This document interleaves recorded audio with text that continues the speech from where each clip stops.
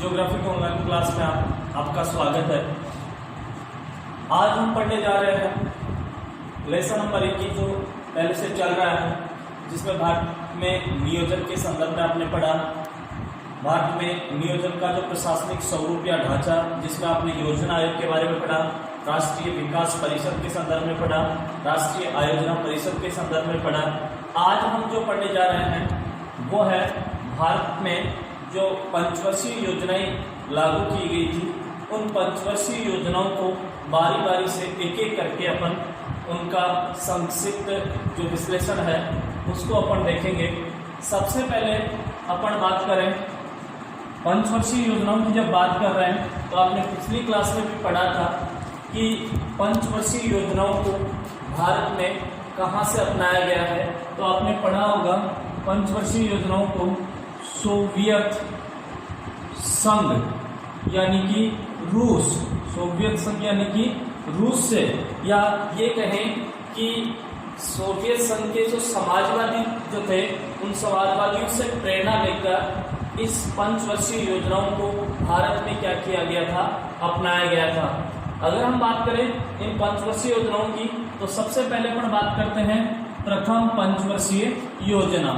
अब बात करें प्रथम पंचवर्षीय योजना की, तो प्रथम पंचवर्षीय योजना का जो काल माना गया है, समय माना गया है 1951 से लेकर 1956 तक का जो समय है उसे हम किस नाम से जानते हैं? प्रथम पंचवर्षीय योजना के नाम से जानते हैं। अगर हम बात करें तो जब इस प्रथम पंचवर्षीय योजना का निर्माण किया गया था उस समय देश के समक्ष बहुत सारी चुनौतियां थी। उनमें सबसे पहले बात करें तो एक तो द्वितीय विश्व युद्ध। कौन सा युद्ध? द्वितीय विश्व युद्ध, यानी कि आपको मालूम होना चाहिए लगभग 1939 से 1945 के बीच कौन सा विश्व युद्ध हुआ था? द्वितीय विश्व युद्ध। दूसरा भारत का विभाजन। दूसरा क्या होना? भारत का विभाजन, यानी 1947 में क्या हुआ? भारत का विभाजन, जिसके फलस्वरूप भारत की जो अर्थव्यवस्था थी वो अर्थव्यवस्था क्या हो चुकी थी? कमजोर हो चुकी थी। तो एक तो ये समस्या भारत के समक्ष बहुत बड़ी समस्या अपन कह सकते हैं कि द्वितीय विश्व युद्ध, दूसरा भारत का विभाजन। इसके साथ ही अगर हम बात करें तो प्रथम पंचवर्षीय योजना के दौरान देश में शरणार्थियों का क्या हुआ? बढ़ता प्रवाह है। शरणार्थियों का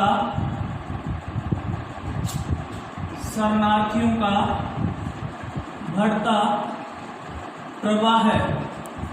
इसके अलावा अगर अपन देखें तो मुद्रास्फीति और खाद्य समस्याएं, मुद्रास्फीति और बात करें तो खाद्य समस्याएं, ये देश के समक्ष जब पहली पंचवर्षीय योजना 1951 में लागू की गई थी, शुरू की गई थी, उस समय देश के समक्ष ये प्रमुख समस्याएं थी। यानी द्वितीय विश्व युद्ध हुआ, भारत का विभाजन हुआ, जिसके फलस्वरूप देश की अर्थव्यवस्था क्या हुई? कमजोर हुई। इसके अलावा अगर बात करें तो विभाजन के फलस्वरूप जो शरणार्थी थे उनका प्रवाह क्या होता रहा? बढ़ता रहा। अर्थात विभाजन के फलस्वरूप पाकिस्तान से बहुत सारे शरणार्थी जो थे, या अपन कहें कि भारत के पड़ोसी देशों से बहुत सारे शरणार्थी अपने भारत में आकर क्या होने लगे? बसने लगे।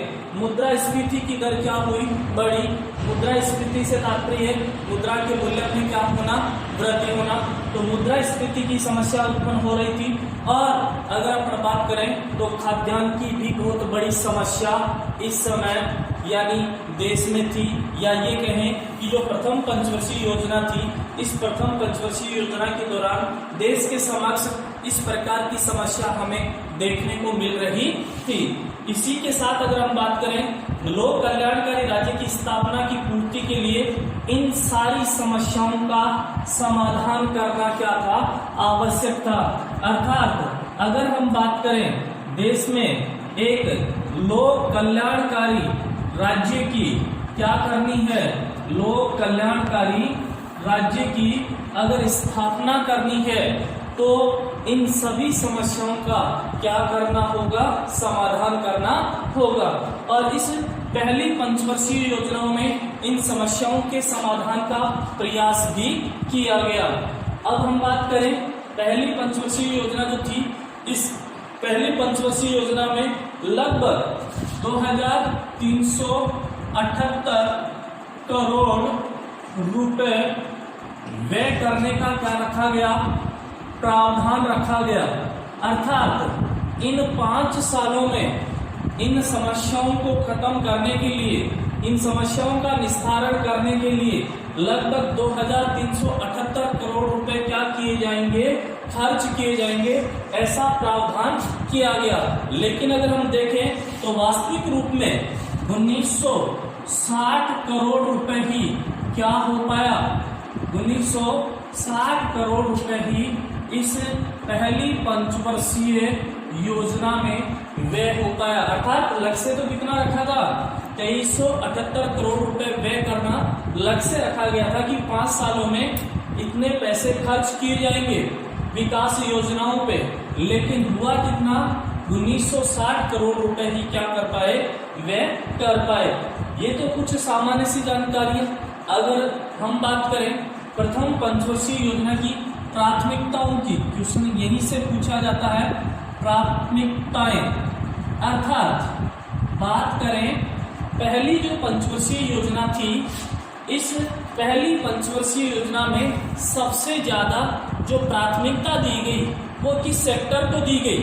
अगर बात करें प्रथम पंचवर्षीय योजना में सबसे ज्यादा जो प्राथमिकता दी गई है वो किस सेक्टर को दी गई, तो बात करें कृषि और सिंचाई, यानी सर्वोच्च प्राथमिकता किसे दी गई, कृषि और सिंचाई को दी गई। इसके बाद में बात करें तो विद्युत शक्ति, विद्युत ऊर्जा को क्या की गई, प्राथमिकता दी गई। इसके बाद में अगर बात करें तो अपन देखें उद्योगों को, अर्थात उद्योगों को प्राथमिकता क्रम में अंतिम स्तर पे क्या किया गया, रखा गया।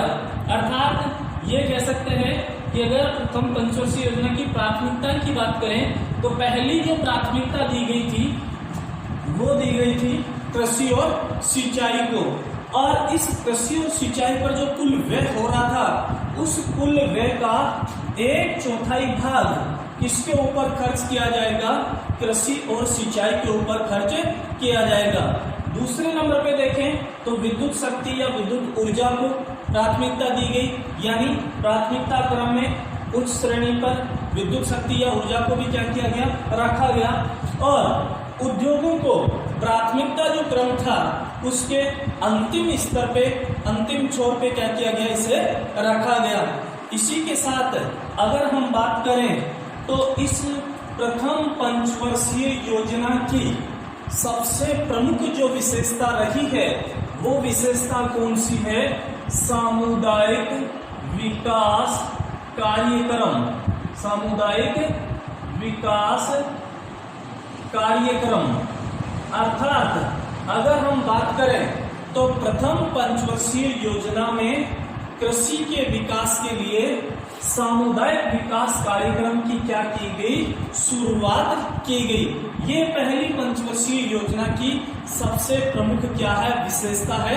एग्जाम में कई बार क्वेश्चन पूछा जाता है सामुदायिक विकास कार्यक्रम की शुरुआत किस पंचवर्षीय योजना में की गई, तो आपका आंसर होगा प्रथम पंचवर्षीय योजना, या फिर अपन कहें 1952 में सामुदायिक विकास कार्यक्रम की क्या की गई, 1952 में सामुदायिक विकास कार्यक्रम की क्या की गई, शुरुआत की गई।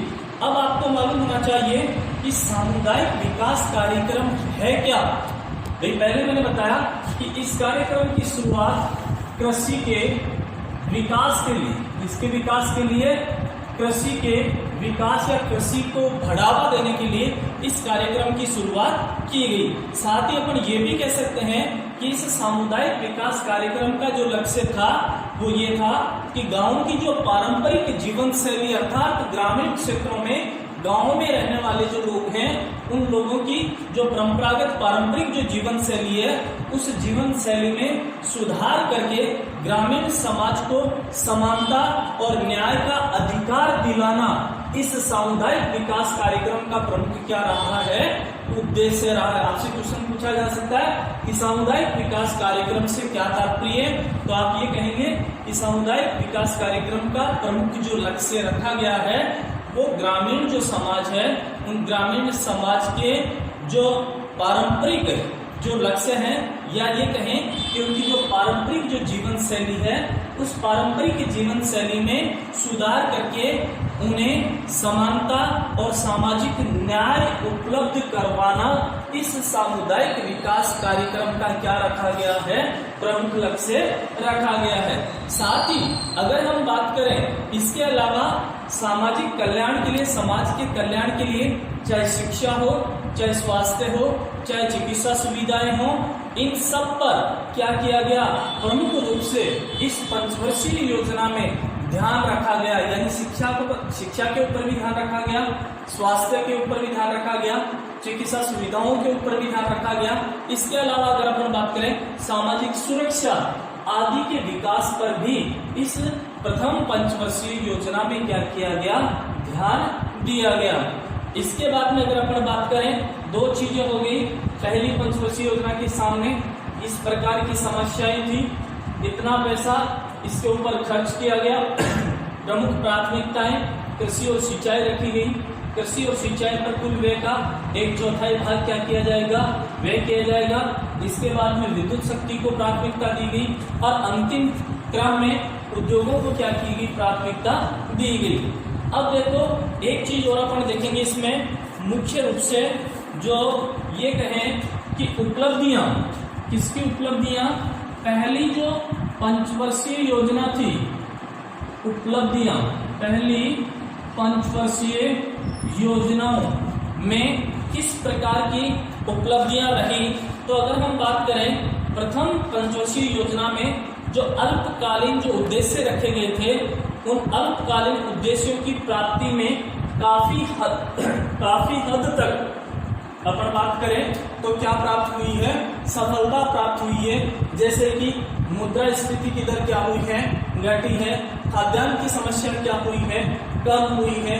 और आर्थिक जो स्थिति बहुत ही खराब थी, दयनीय थी देश की, उस स्थिति में भी क्या हुआ है, थोड़ा बहुत सुधार आया है। अर्थात अपन ये कह सकते हैं कि प्रथम योजना में या पहली पंचवर्षीय योजना अपने अल्पकालीन जो उद्देश्य रखे गए थे उन अल्पकालीन उद्देश्यों में काफी हद तक क्या रही है, सफल रही है।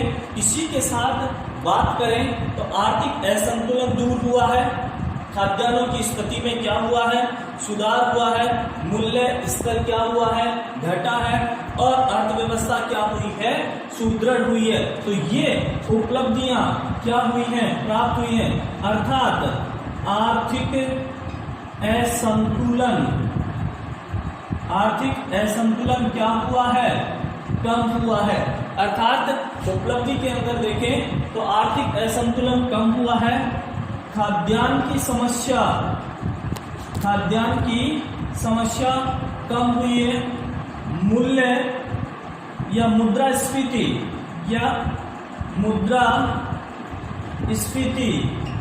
की दर क्या हुई है, कम हुई है। और बात करें जो अर्थव्यवस्था थी वो क्या हुई है, थोड़ी ठीक हुई है। अर्थव्यवस्था में क्या हुआ है, सुधार हुआ है। तो इस प्रकार की उपलब्धियां इस पहली पंचवर्षीय योजना में क्या हुई हैं, प्राप्त हुई हैं। साथ ही अपन देखें तो इस पहली पंचवर्षीय योजना में 75 लाख लोगों को रोजगार के नए अवसर या रोजगार सृजन किया गया है। अर्थात 75 लाख लोगों को रोजगार के अवसर क्या करवाए गए हैं, उपलब्ध करवाए गए हैं। इसी के साथ अगर अपन ये कहें तो ये पहली पंचवर्षीय योजना ये कह सकते हैं कि देश की मृत प्राय अर्थव्यवस्था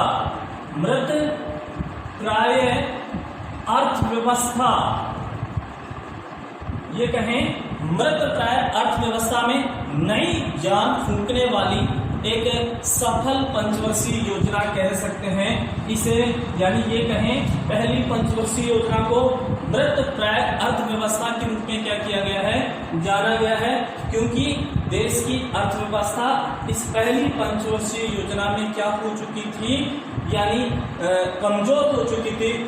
तो इस पहली पंचवर्षीय योजना में एक नई जान फूंकने का जो कार्य किया गया इस प्रथम पंचवर्षीय योजना के अंत तक हुआ। इस प्रकार से ये पहली पंचवर्षीय योजना क्या हुई, कंप्लीट हुई। एक बार सरफेस दोबारा से प्रथम पंचवर्षीय योजना के निर्माण के समय द्वितीय विश्व युद्ध हुआ, भारत का विभाजन हुआ, शरणार्थियों का प्रभाव बढ़ा, मुद्रास्फीति की दर बढ़ी और खाद्य समस्याएं उत्पन्न हुई, जो कि देश की अर्थव्यवस्था के सामने सबसे बड़ी क्या थी, समस्या थी। इन समस्याओं से निपटने के लिए 2378 करोड़ रुपए का प्रावधान किया गया था, लेकिन 1960 करोड़ रुपए ही क्या हो पाया, व्यय हो पाया। प्राथमिकताओं की बात करें तो कृषि और सिंचाई को पहली प्राथमिकता दी गई, विद्युत शक्ति को दूसरे नंबर पे, उद्योगों को अंतिम क्रम पे क्या किया गया, रखा गया। इसी के साथ सामुदायिक विकास कार्यक्रम की शुरुआत पहली पंचवर्षीय योजना में 1952 में की गई। ठीक है, ये कृषि विकास से संबंधित है, या ये कह सकते हैं कि सामुदायिक विकास कार्यक्रम का प्रमुख जो लक्ष्य था वो ये था कि जो गांव की ये कहें पारंपरिक जो जीवन शैली थी, उस गांव की पारंपरिक जीवन शैली में सुधार करके उन्हें समानता और न्याय के अवसर उपलब्ध करवाना सामुदायिक विकास कार्यक्रम का क्या था, प्रमुख लक्ष्य था। उपलब्धियां, आर्थिक असंतुलन कम हुआ, खाद्यान्न की समस्या कम हुई, मुद्रास्फीति घटी, अर्थव्यवस्था में क्या हुआ, सुधार हुआ। 75 लाख लोगों को रोजगार के नए अवसर क्या करवाए गए, उपलब्ध करवाए गए। और ये जो प्रथम पंचवर्षीय योजना थी, ये कहें कि इसे मृत प्राय अर्थव्यवस्था के नाम से जाना गया, जिसे इस पंचवर्षीय योजना ने एक नई जान फूंकने का क्या किया, कार्य किया। तो इस प्रकार से ये पहली क्या है, पंचवर्षीय योजना। अब अगर अपन बात करें दूसरी पंचवर्षीय योजना की, तो देखो एक बार दूसरी पंचवर्षीय योजना।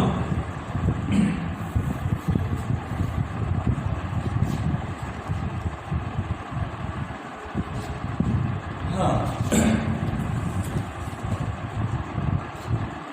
द्वितीय पंचवर्षीय योजना। और द्वितीय पंचवर्षीय योजना का जो समय माना गया है वो 1956 से लेकर 1961 तक का काल या जो समय है वो दूसरी पंचवर्षीय योजना का क्या माना जाता है, समय माना जाता है। और ये जो पंचवर्षीय योजना, इसमें ये क्वेश्चन पूछने लायक है कि किस मॉडल पर आधारित है। दूसरी जो पंचवर्षीय योजना है किस मॉडल पर आधारित है, किस मॉडल पर इसे तैयार किया गया है, तो आपको याद रखना है पीसी महालनोबिस मॉडल पर इस पंचवर्षीय योजना को क्या किया गया है, तैयार किया गया। क्वेश्चन पूछा जाता सीधा सा, द्वितीय पंचवर्षीय योजना किस मॉडल पर आधारित है, या किस मॉडल पर इस पंचवर्षीय योजना को क्या किया गया है, तैयार किया गया है। और अगर हम बात करें इस पंचवर्षीय योजना की, तो इस योजना में सार्वजनिक जो क्षेत्र है उस पर वास्तविक जो व्यय है 4672 करोड़ रुपए, 4672 करोड़ रुपए व्यय करने का प्रावधान रखा गया, जिसमें लगभग 23% जो भाग है वो किससे पूरा किया जाएगा, विदेशों से या विदेशी सहयोग से इसे क्या किया जाएगा, पूरा किया जाएगा।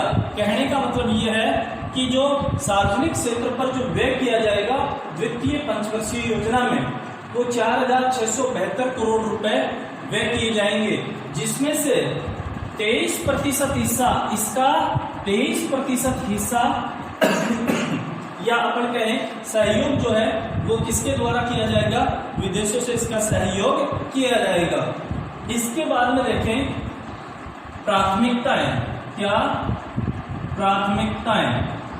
अब जैसे आपने पहली पंचवर्षीय योजना पढ़ी थी, पहली पंचवर्षीय योजना में प्राथमिकता कृषि और सिंचाई को दी गई, उसी प्रकार से द्वितीय पंचवर्षीय योजना में सबसे ज्यादा जो प्राथमिकता दी गई वो किसको दी गई, उद्योगों को दी गई, या औद्योगिकरण को, उद्योगों के विकास पर सबसे ज्यादा क्या किया गया, बल दिया गया। यानी दूसरी पंचवर्षीय योजना में उद्योगों को प्रमुख प्राथमिकता दी गई। साथ ही दूसरे नंबर पे परिवहन और संचार, दूसरे नंबर पे या द्वितीय वरीयता क्रम में परिवहन और संचार को क्या किया गया, मुख्य स्थान दिया गया। और इसके बाद में अगर बात करें तो अंतिम छोर पे सिंचाई और विद्युत को, सिंचाई और विद्युत को, अर्थात ये कह सकते हैं प्राथमिकता क्रम में सबसे पहले उद्योगों को प्राथमिकता दी गई, फिर परिवहन और संचार को प्राथमिकता दी गई, और अंत में अगर बात करें तो सिंचाई और विद्युत को द्वितीय पंचवर्षीय योजना में मुख्य रूप से क्या की गई, प्राथमिकता दी गई। इसके बाद में अगर अपन बात करें तो उपलब्धियों की बात करें कि द्वितीय पंचवर्षीय योजना में मुख्य उपलब्धियां क्या रही, तो मुख्य उपलब्धि ये थी कि राष्ट्रीय आय का जो लक्ष्य रखा गया था, राष्ट्रीय आय का लक्ष्य 25% रखा गया, जो कि लगभग कितना प्राप्त हुआ, 20% क्या हुआ, प्राप्त हुआ। यानी देश को इस द्वितीय पंचवर्षीय योजना से जो आय प्राप्त होगी वो लगभग कितना प्रतिशत आय प्राप्त होनी चाहिए, 25% का लक्ष्य निर्धारित किया था, लेकिन हुई कितनी, 20% हुई। इसी के साथ विकास की जो दर निर्धारित की गई, विकास दर दूसरी पंचवर्षीय योजना में, तो उसकी विकास दर की बात करें तो लगभग 4% रही, और प्रति व्यक्ति आय का लक्ष्य 15% के मुकाबले कितना रहा, 11%। तो मुख्य बातें इसमें आपको ध्यान रखनी है कि राष्ट्रीय आय 25% रखी गई, प्राप्त कितनी हुई, 20%। विकास की दर कितनी रखी गई, 4%। मुख्य रूप से इसमें क्या रखी गई, विकास की दर रखी गई। और इसके अलावा इसमें दूसरी पंचवर्षीय योजना में लगभग 95 लाख लोगों को रोजगार क्या करवाया गया, उपलब्ध। जैसे पहली पंचवर्षीय योजना में आपने पढ़ा था 75 लाख लोगों को प्रथम पंचवर्षीय योजना में रोजगार के अवसर क्या करवाएंगे, उपलब्ध करवाएंगे। इसी प्रकार से द्वितीय पंचवर्षीय योजना में 95 लाख लोगों को रोजगार के अवसर क्या करवाएंगे, उपलब्ध करवाएंगे। इस प्रकार से ये द्वितीय पंचवर्षीय योजना सरफेस कौन सा मॉडल, पीसी महालनोबिस मॉडल। सार्वजनिक व्यय कितना रखा गया, 4672 करोड़ रुपए, जिसका 23% भाग कौन वहन करेगा, विदेशी सहयोग से होगा। प्राथमिकता क्या रखेगी, उद्योगों को, परिवहन और संचार को, सिंचाई और विद्युत को। उपलब्धियों में राष्ट्रीय आय का लक्ष्य 25%, जो घटकर कितना प्राप्त हुआ, 20%। विकास दर कितनी रखी गई, 4%। कितने लोगों को रोजगार प्राप्त हुआ, लगभग 95 लाख लोगों को रोजगार के अवसर प्राप्त करवाएंगे। नेक्स्ट जो पंचवर्षीय योजना होगी वो अपन अगली क्लास में पढ़ेंगे। धन्यवाद।